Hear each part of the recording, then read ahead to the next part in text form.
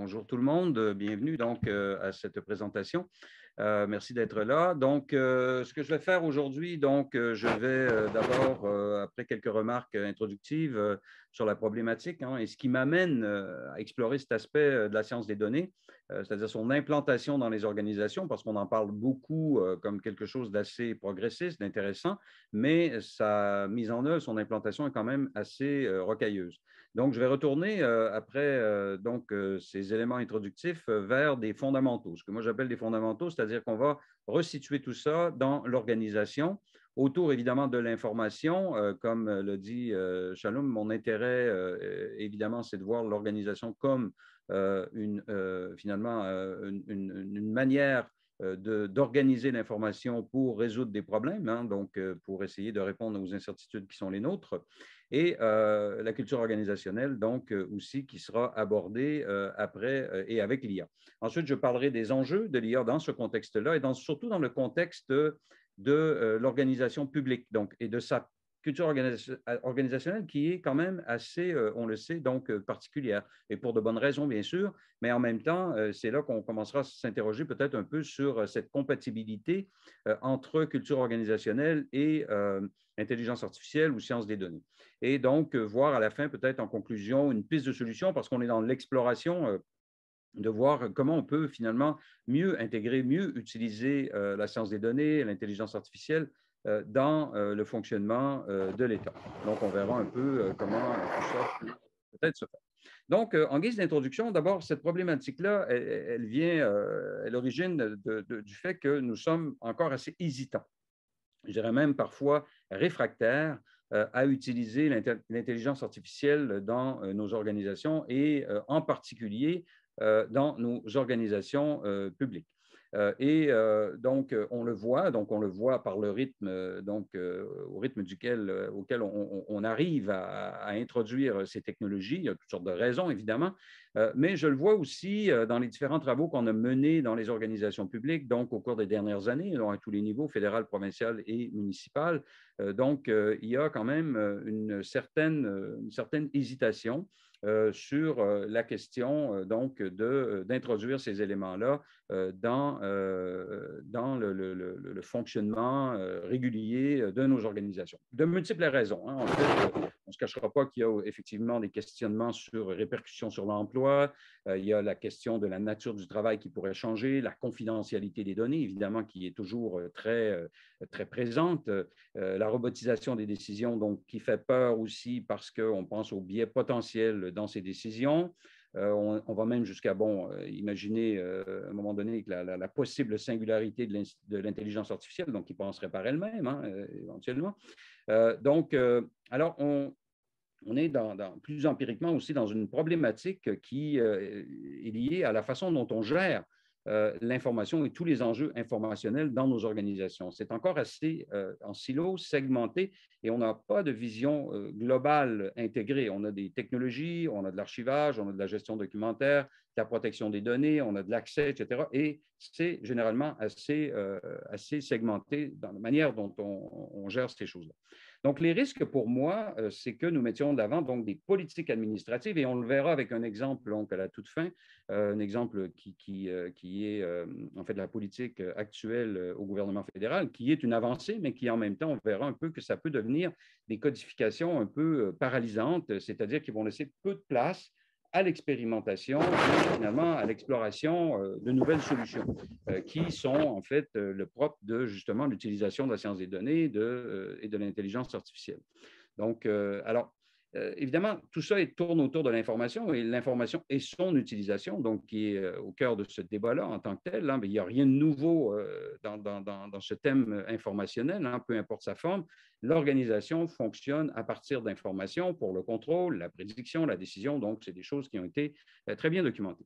Ce qui, cependant, m'apparaît plus problématique, c'est que lorsqu'on introduit ces débats-là dans la société, on oublie souvent l'organisation. J'aime dire que l'organisation, c'est un peu la dimension oubliée de cette transformation vers le numérique comme fondement. Et pour que cette science des données, pour que l'intelligence artificielle puisse trouver sa place à l'intérieur justement de nos nouvelles organisations, ce que devraient être nos nouvelles organisations, bien, il faut considérer l'organisation. À quoi elle sert? Elle a été conçue pourquoi? Sa raison d'être, sa mission, donc, et faire en sorte que finalement on soit capable de créer une culture organisationnelle qui fasse place à cette nouvelle capacité donc, qui est nôtre. On se retrouve souvent, donc, quand on fait nos enquêtes, quand on fait nos travaux de terrain, donc avec deux types de regards hein, qui avaient été bien documentés par le sociologue Serge Proulx, donc au début des années 80, quand la bureautique commençait à s'introduire dans les administrations publiques. Donc, une qui est la critique dystopique, donc une attitude assez pessimiste, hein, qui se concentre plutôt sur les effets négatifs de l'IA. Donc, beaucoup de gens, d'ailleurs, font beaucoup de bruit autour des possibles répercussions sur la vie privée, etc., qui sont tout à fait réelles, mais en même temps, il y a une analyse coût-bénéfice à faire. Donc, oui, il y a peut-être des risques, mais en même temps, il y a aussi des bénéfices. Mais donc, il y a cette critique-là. Il y a aussi l'autre côté, donc l'euphorisme utopique. Hein. En fait, peu importe la technologie, on la prend et on l'introduit donc dans nos organisations et advienne que pourra. Donc, entre les deux, ce que je propose, c'est une ouverture un peu plus critique, donc, c'est-à-dire qu'on essaie d'intégrer de façon signifiante et créatrice donc l'IA, la science des données, dans l'atteinte des objectifs de l'organisation publique. Donc, alors, évidemment, ça nous amène à cette double question. Est-ce possible que la culture organisationnelle soit incompatible avec la stratégie de l'organisation?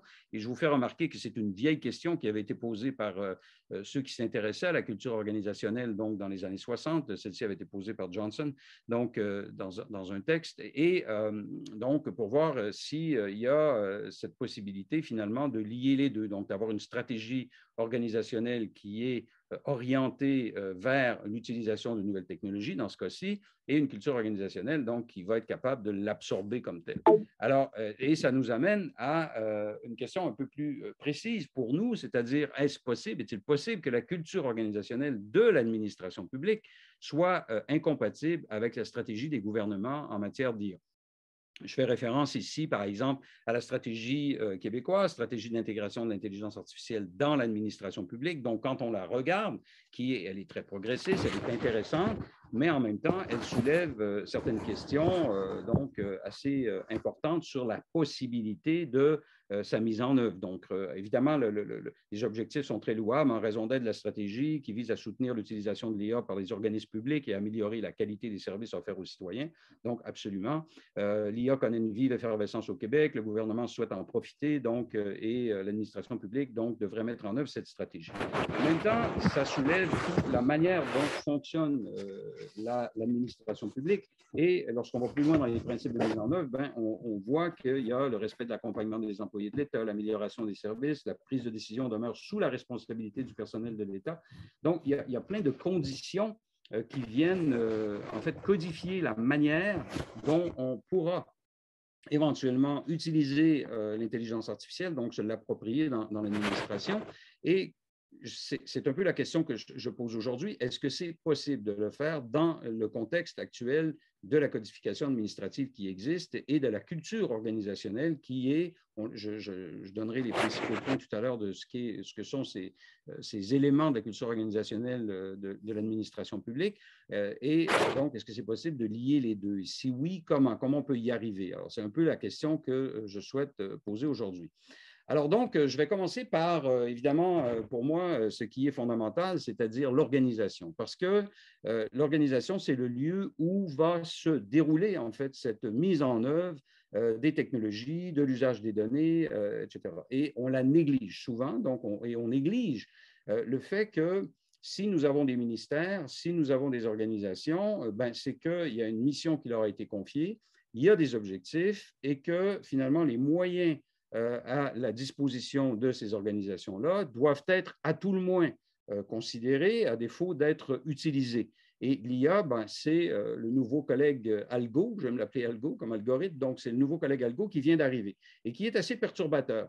Et donc, si on ne repart pas du fondement de l'organisation et de sa raison d'être, donc de son existence, il est difficile de juste ajouter une couche parce que ce qui arrive souvent, c'est que justement, on va la voir cette IA, donc, dans une perspective de ce que j'appelle les enjeux périphériques de l'organisation elle-même, c'est-à-dire protection, accès, conséquences, répercussions. Mais avant tout, je pense qu'il faut retourner au fondement et voir que l'organisation, elle a été mise en place pour quelque chose, pour atteindre quelque chose, et il faut lui donner la chance d'utiliser les moyens, les ressources qui existent, qui sont à sa disposition. Et l'IA, la science des données, bon, on fait partie de ça. Donc, alors, j'ai mis ici, donc, évidemment, le côté visible de l'organisation, et ça, c'est important pour aborder la question de la culture organisationnelle. Donc, il y a ce que nous voyons, donc les structures gouvernementales, etc. Mais il y a fondamentalement le fait que le but de l'organisation, la raison pour laquelle on est ensemble, donc, c'est d'exploiter le fait que ça requiert plusieurs personnes, la participation de plusieurs individus ou expertise ou moyens, donc, pour arriver à résoudre des enjeux, donc à répondre à des questions donc, où il y a beaucoup d'incertitudes.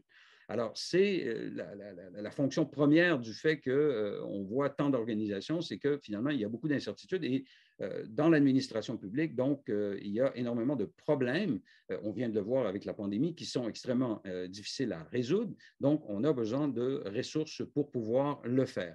Donc, il faut retourner à cette mission de base, à cette organisation pour être capable de se questionner correctement sur justement l'usage que l'on peut faire de l'intelligence artificielle. Je reviens ici sur un propos de Kenneth Arrow, donc, qui est très intéressant justement pour faire ce passage vers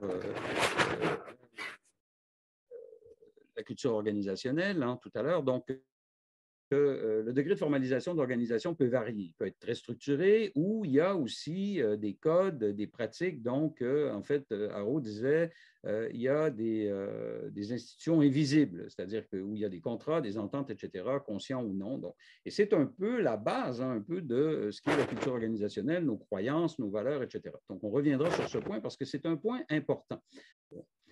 Alors, donc, j'insiste sur le fait incertitude, donc, parce que c'est le but de l'organisation, donc de tenter de répondre à toutes ces incertitudes. Et j'insiste aussi sur l'idée de degré de formalisation, parce que nous sommes habitués à avoir des organisations donc, qui sont assez qui sont structurées. Donc, on est habitué de regarder un ministère, par exemple, ou une organisation par rapport à la manière dont elle est structurée. Mais au-delà de ça, il y a d'autres choses, donc des valeurs, des croyances qui font en sorte, qui jouent un rôle, en fait, dans la manière dont les décisions sont prises. Il y a une vingtaine d'années, quand on est arrivé avec la nouvelle gestion publique, mon collègue Gioc de l'Université de Lausanne et moi avons regardé un peu toute cette question d'introduction d'une nouvelle manière de faire. Et j'y vois un certain parallèle avec l'IA, c'est-à-dire que dans l'administration publique, donc on est habitué hein, à votre droite, pardon, on est habitué d'avoir une codification assez importante, donc des règles, des procédures, etc., et qui, à un certain point, bon, deviennent hein, ce qu'on appelle la bureaucratie, donc deviennent un petit peu encombrantes. Donc, quand on a mis en place la nouvelle gestion publique, ce qu'on a voulu faire, c'est passer un petit peu du côté gauche en disant, ben, il faut donner plus d'espace finalement à la décision éthique, donc à ce que les gens puissent finalement prendre des décisions par eux-mêmes, donc à partir d'un bon jugement d'une situation. Alors, on est un peu dans le même. Puis, je peux dire tout de suite que les études montrent que ça a été plus ou moins un succès. C'est très difficile d'abandonner la codification et le régime codifié dans lequel les administrations publiques fonctionnent pour aller vers quelque chose qui serait davantage laissé finalement à la décision de chacun, donc à une certaine éthique qui est développée par chacun des individus dans l'organisation. Et j'y vois un parallèle parce que l'IA nous pose un peu le même défi, ou bien on va la codifier, donc son usage va être hyper codifié, comme on le verra tout à l'heure, qui fait en sorte que probablement on ne l'utilisera pas de façon optimale, ou on va trouver une route par laquelle donc on va être capable de permettre aux gens finalement de prendre des décisions par eux-mêmes. Donc cette organisation, et c'est là que l'IA a un rôle extrêmement important à jouer aussi, c'est une fabrique à faire des choix, on le sait, l'organisation nous amène à faire des choix, et plus on aura de ressources qui nous permettent d'être bien informés, meilleurs, on l'espère, seront nos choix. Et c'est aussi, j'aime le rappeler parce que pour moi c'est fondamental, donc c'est aussi le fondement en fait de la transformation vers le numérique. Donc, c'est à partir de là qu'on peut reconceptualiser l'organisation pour faire place donc à davantage finalement de ressources, de types de flux d'informations qui viendront aider à construire donc l'organisation de demain. Donc, on a vu, et c'est une question qui est aussi très importante, hein, parce qu'on a vu à un moment donné le choc qu'a eu en fait l'accès à l'information sur la culture des organisations publiques. Donc, on est arrivé à certains moments donnés, et je faisais partie de l'administration publique à ce moment-là, à ne presque plus documenter parce que les gens ont eu peur. On est arrivé à une extrême prudence dans l'acte de documenter parce que les gens craignaient l'accès à l'information. Et je pense que c'est encore un petit peu comme ça. Et c'est ce qui inquiète donc par rapport à cette introduction de nouveaux joueurs dans la manière dont on va gérer nos organisations. Alors, il va falloir trouver des façons de l'introduire, de l'inclure pour qu'il soit vraiment partie de la manière de travailler. Alors, donc, et évidemment, à la base de tout ça, donc, c'est l'information qui est fondamentalement là, qui circule fondamentalement différemment, mais qui est aussi un élément qui a pris différentes formes qu'on peut utiliser aujourd'hui. Hein. Données, documents, vidéos, audio, on peut tout ramener en 0,1, on peut faire des choses qu'on ne pouvait pas faire auparavant. Donc, on peut croiser davantage que ce que l'humain arrivait à faire. Donc, c'est extrêmement, les possibilités d'utilisation croisées sont énormes. Donc, l'information n'est plus ce qu'elle était dans le passé. Elle est beaucoup plus accessible et sous beaucoup plus de formes. Et ce qui permet aussi d'amener donc cette idée de données inférées, donc que vous connaissez bien. Donc, et là aussi, donc il y a un tas de questions qui se posent. Donc, quand on va inférer certaines variables, certaines données, qu'est-ce qu'on en fait, qu'est-ce qu'elles veulent dire, comment on les utilise, etc. Donc, ça devient un élément extrêmement important. Mais ça demeure que l'information, c'est une matière première essentielle dans l'organisation. Et l'organisation, ben, elle tourne autour de l'information et ça permet aujourd'hui, plus qu'auparavant, je dirais, de la conceptualiser. On l'a peut-être conceptualisé davantage en termes de structure dans le passé, mais aujourd'hui, avec l'information et tous les instruments technologiques donc, qui apportent, la supportent et nous permettent de l'analyser et d'en tirer énormément de choses, ben, je pense qu'il y a un questionnement ici, justement, à savoir est-ce qu'on ne doit pas un peu reconceptualiser cette organisation-là de sorte qu'on puisse des capacités technologiques qu'on a aujourd'hui. En fait, le développement des technologies implique effectivement de revoir la manière soit de gérer la capacité de traiter l'information et de repenser donc la culture organisationnelle. Il faut trouver un espace pour pouvoir parvenir donc à introduire cette capacité de traiter l'information dans nos organisations. Donc, on pourrait toujours, hein, on peut réduire notre dépendance à l'information. Il y a des façons de le faire, donc c'est bien documenté aussi. Mais aujourd'hui, je pense qu'on va plus davantage vers augmenter la capacité à la traiter parce que c'est une ressource, c'est une richesse énorme. Donc, il faut trouver une manière, finalement, de modifier notre culture organisationnelle pour être capable d'augmenter cette capacité à traiter l'information, non seulement de façon physique, c'est-à-dire ce n'est pas simplement de mettre les technologies à la disposition des gens, mais aussi de manière fonctionnelle, c'est-à-dire qu'il faut qu'on puisse l'utiliser, il faut qu'on puisse s'en servir.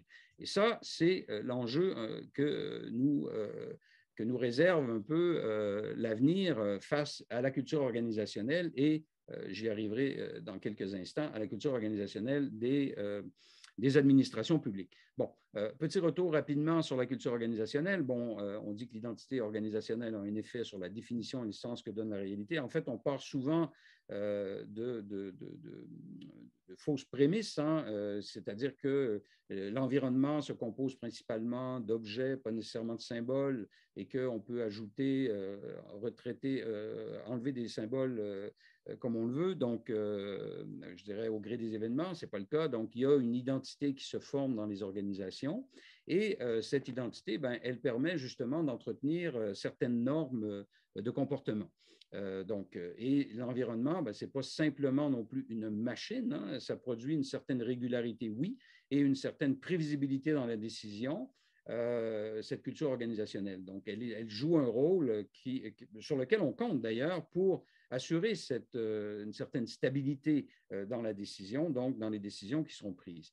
Alors, donc, l'IA ne peut pas simplement être introduite de manière mécanique. Hein. Elle va soulever des questions, elle symbolise d'ailleurs, voilà l'importance de comprendre que… Monsieur Caron?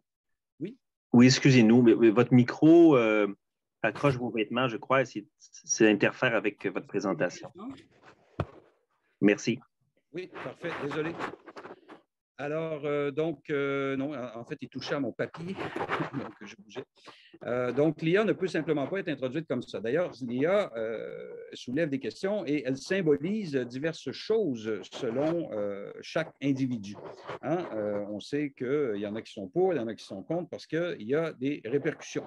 Et ça va affecter, en fait, l'effectivité de son usage. Donc, l'IA est très importante et elle symbolise, j'étais en classe hier, mercredi, et les gens, me disaient, ça veut dire finalement qu'on va automatiser, on va perdre nos emplois, etc. Donc, il y a quand même un symbole assez fort autour de ces technologies d'automatisation, de robotisation, d'utilisation des données qui est importante dans les organisations. Alors donc, et cette attitude, cette façon de la voir fait partie de la culture organisationnelle et donc va jouer un rôle dans la capacité de l'organisation de se l'approprier ou non.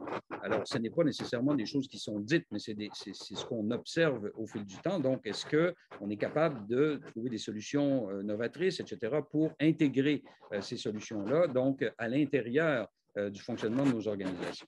Alors, la question, évidemment, c'est est-ce que la culture, le système culturel dans lequel nous sommes, en tant qu'organisation, peut être incompatible avec la stratégie de l'organisation, donc sa structure, son système socio-structurel. Alors, donc, je vais maintenant vous donner quelques éléments qui sont liés à l'organisation publique. Donc, pour revenir sur cette spécificité de la culture organisationnelle de l'organisation publique, donc qui est extrêmement importante et probablement assez différente. Bon, évidemment, c'est une organisation comme toutes les autres, donc qui réunit des individus. Un instant, on a encore le petit problème avec le bruit. En fait, je ne sais pas s'il y a moyen de… Bon, je vais essayer comme ça. Voilà. Là, il n'y en a plus. Désolé. C'est bon, merci. Voilà. Donc, elle réunit les activités, je ne bougerai plus. Elle réunit les activités donc, des personnes, etc., donc comme toute organisation. Mais elle a ceci en plus, c'est-à-dire que c'est une bureaucratie, c'est une organisation donc, qui est conditionnée par les principes de l'État. Donc, et les moyens d'action qui lui sont imposés de cette façon-là. Donc, des méthodes assez particulières, donc des méthodes qui visent à maintenir certaines choses. Donc, dont, entre autres, et c'est important, donc l'employé de l'administration, il est redevable. Et il est redevable, donc, évidemment, à son organisation, mais en bout de ligne, il est redevable à travers le Parlement aux citoyens. Donc, il obéit à certains principes de légalité, d'égalité aussi. Il doit respecter la hiérarchie des lois. Il doit s'assurer de la fiabilité, c'est-à-dire que l'administration va suivre les règles établies pour décider, et ça, c'est fondamental. Donc, on ne peut pas… la latitude dans la prise de décision est assez restreinte. On doit être prévisible, c'est-à-dire à l'intérieur des balises, on doit agir à l'intérieur des balises qui sont permises et on doit être responsable. Donc, qui veut dire on doit agir de façon conforme à ce qui est prescrit et aussi donc être performant.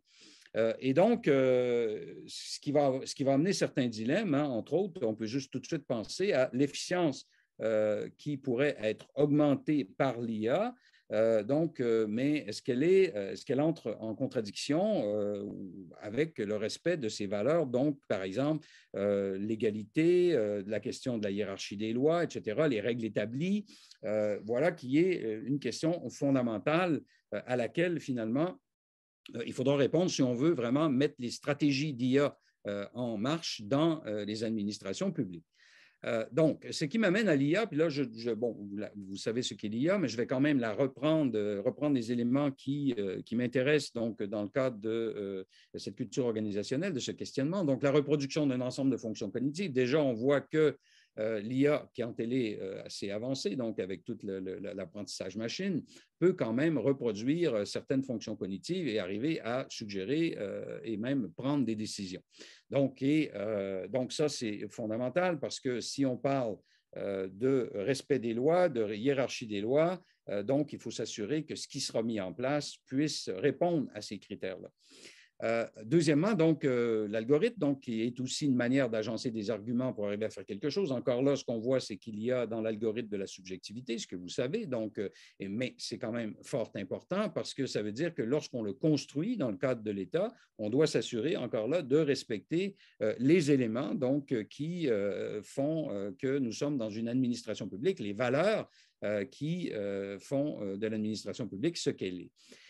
Mais en même temps, il ne faut pas oublier que l'IA, elle peut réduire donc, les incertitudes auxquelles est confrontée l'organisation. Donc, elle a un rôle à jouer. Alors oui, il y a des éléments qui sont peut-être en contradiction ou en fait qui peuvent entrer en contradiction avec les valeurs de l'administration publique, donc leur mise en œuvre. En fait, ce n'est pas qu'elles sont en contradiction, c'est que c'est extrêmement difficile de s'assurer que l'IA, les algorithmes, etc., vont être capables de respecter donc ces valeurs. Alors, je pense que c'est mieux formulé de cette façon-là. Donc, l'IA peut réduire les incertitudes auxquelles est confrontée l'organisation. Et dans ce sens-là, quand on revient à notre concept de ce qu'est l'organisation et pourquoi l'organisation existe, donc pour éliminer justement des incertitudes et arriver à trouver des décisions, ça devient extrêmement intéressant de l'introduire comme nouveau collègue. Donc, et où se situe? Là aussi, il y a il y a une gamme, si on veut, de possibilités. Donc, ça peut être pour la création de connaissances, tout simplement. Alors, à ce moment-là, disons que l'enjeu immédiat est moins grand, dans le sens où il n'y a pas de décision qui est prise directement, mais reste qu'il faut quand même arriver à comprendre comment cette création de connaissances a été atteinte, comment on est arrivé à ce produit-là, donc pour s'assurer que ce qu'on utilise sera effectivement valide et respectera donc les règles dont on a parlé tout à l'heure. Alors ça, c'est extrêmement important aussi.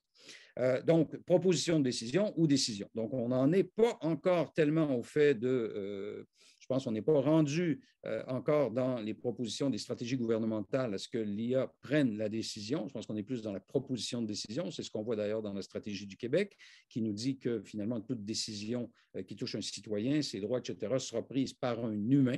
Alors, on est plus au niveau de la proposition de décision. Mais reste qu'elle sera basée, cette proposition de décision, sur un calcul, sur des algorithmes, donc sur des données qui seront utilisées. Alors donc, on voit qu'il y a quand même un certain enjeu qui est soulevé du fait que justement, ces algorithmes, cette intelligence artificielle, elle peut parfois apparaître comme un mécanisme occulte, mystérieux, à tout le moins impénétrable là, dans sa composition. On a beaucoup parlé de la transparence des algorithmes, donc de mettre les algorithmes, qu'on puisse comprendre la façon dont ils se font. Alors oui, c'est bien, mais en même temps, il faut être capable de comprendre ce que ça signifie, donc à la fois comme citoyen, etc. Donc, et ce n'est pas donné donc, à tout le monde d'avoir ce niveau de compréhension de ce qu'est un algorithme et de comment ça fonctionne. Alors, mais ça peut quand même, je pense que c'est un pas dans la bonne direction. Alors, donc, le numérique, pour arriver dans notre nouvelle organisation. Alors, le numérique, c'est cette transformation vers le numérique. Donc, bien avant d'entrer de plein pied dans l'intelligence artificielle, le numérique affecte déjà la culture de l'organisation. Alors, ça, c'est déjà important. C'est déjà d'ailleurs un pas à franchir qui n'a pas encore été franchi dans plusieurs organisations. Le numérique, c'est une nouvelle organisation donc, qui nécessite de mettre en place de nouvelles conventions qui vont nous arriver, en fait, de cette interaction entre les technologies et les comportements humains. Alors déjà là, quand on a parlé de transformation vers le numérique, on a introduit beaucoup de technologies qui ont amené donc des changements importants au niveau, par exemple, de la connectivité, de la calculabilité. On est passé d'un monde plus structurel à un monde des organisations qui s'appuient davantage sur des flux d'informations, et ça, je pense que c'est extrêmement important. C'est fondamental de voir avoir cette transition-là parce que dans une bureaucratie, donc, tout fonctionnait à la structure et maintenant, on fonctionne davantage autour des flux d'informations où on a la possibilité de le faire, disons, avec toute cette connectivité donc, qui est possible et la calculabilité dont l'IA qui arrive. Donc, et là, qu'est-ce que ça fait? Est-ce que ça crée, et on se pose la question, mais possiblement, oui, une nouvelle culture organisationnelle qui va être basée davantage sur la collaboration, sur l'ouverture, la participation citoyenne, etc., donc la transparence, suite à justement des influences extérieures, donc citoyennes par exemple, et des influences technologiques. Alors, il faut commencer à réfléchir justement à comment on va arriver à marier ces possibilités, ces pressions externes et internes pour créer donc une administration publique qui va être qui va répondre, en fait, à être capable de s'adapter de façon à bénéficier donc de ces éléments donc, que nous apportent les technologies, les possibilités technologiques donc, qui sont amenées, entre autres, par l'IA. Donc, si on regarde, qu'est-ce qui est fait maintenant? Où on en est précisément? D'abord, il y a beaucoup de craintes, évidemment. J'en ai parlé un peu plus tôt. Donc, pour les gens qui ont cette critique dystopique, donc, ils ont un regard plutôt pessimiste par rapport au renseignement personnel, la prédiction biaisée, la perte de l'hétéronomie, tout l'encadrement de l'administration publique, donc, qui était connu et qui était gardien des décisions. Aujourd'hui, donc, on craint cette perte. Alors, bon, puis probablement qu'il y a de bonnes raisons de le craindre. Donc, c'est pour ça qu'il faut possiblement aussi y répondre d'une certaine façon. Alors, il y a des débuts de réponse. On a eu la Déclaration de Montréal. Donc, il y a un certain nombre de principes qui ont été mis de l'avant pour l'utilisation éthique de l'IA. L'UNESCO qui s'est prononcé en novembre dernier, donc aussi très intéressant comme principe. Mais on reste à des niveaux quand même très élevés qui sont nécessaires, mais qui viennent finalement encadrer, donner des orientations, des directions sur l'usage de l'intelligence artificielle, et ça touche tout autant le secteur privé que le secteur public ici. Le projet de loi C11, d'ailleurs, vise la même chose qui avait été déposé en 2020 au gouvernement fédéral. Ce qui est intéressant, ce que j'ai trouvé intéressant dans ce que l'UNESCO a fait, c'est que l'IA ne peut être une zone de non-droit. Donc, on doit rester à l'intérieur du cadre qui sont nos valeurs, etc., donc de façon à ce que ça puisse fonctionner. Alors, en type d'exemple, parce qu'il y a quand même, on a commencé à mettre en place certaines choses, donc on a entre autres l'exemple d'une codification administrative, parce que ce que je cherche à montrer, moi, c'est de voir comment on peut l'intégrer dans la culture organisationnelle actuelle et qu'elle puisse fonctionner, cette IA, donc qu'on puisse s'en servir et qu'elle soit effective. Alors, j'ai regardé, j'ai analysé donc ce qui s'est fait au gouvernement fédéral, qui est assez précurseur aussi. Donc, à travers une politique, là, ce que vous voyez, ce triangle, c'est simplement pour illustrer, triangle inversé, simplement pour illustrer que nous partons de quelque chose de quand même assez vaste, assez large, donc une politique sur les services et le numérique, dans lequel on trouve des choses très intéressantes, donc, et qui sont bien... qui sont en fait tout à fait recevables, veiller à l'utilisation responsable et éthique des systèmes de prise de décision automatisés, conformément à l'orientation et aux lignes directrices donc, du Conseil du Trésor fédéral. Alors, donc, cette politique, elle est à haut niveau, très intéressante, et elle ouvre la porte donc, à l'utilisation de l'IA. Quand on va au niveau de la directive, donc ça devient un petit peu plus précis.